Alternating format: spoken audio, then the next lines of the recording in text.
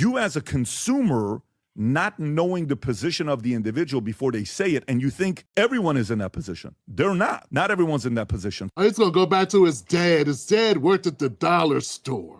Hey, Pat, Bet-David, who owned the dollar store? I remember when I was in IT, man, and I was in between jobs, and I was just tired of getting turned down for IT positions, right? There was a video rental store across the street from where I lived.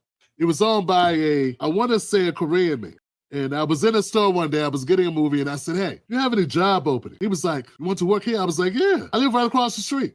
But instead of going downtown every day, getting the door slammed in my face, it looked like, why not just go right here? I can walk across the street to this job.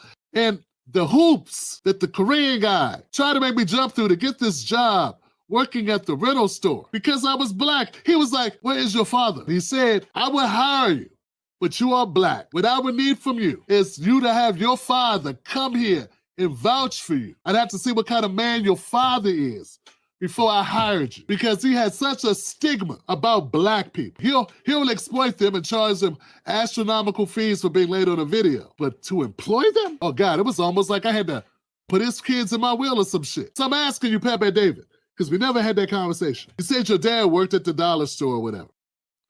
Who owned it?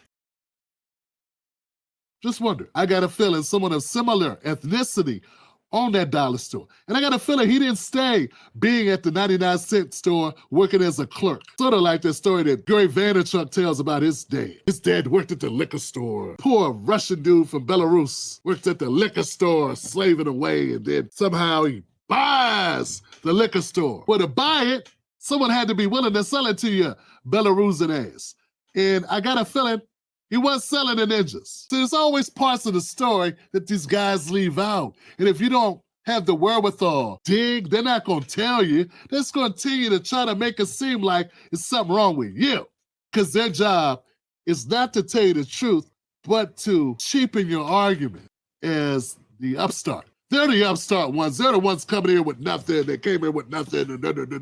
Yeah, nothing. They came in with nothing. Sort of like the immigrants that are coming here now who get EBT cards, roof over head for 6 months. Yeah, sort of like that. They came with nothing in their pockets, and then once they got over here and that paperwork put through, they got a lot of shit.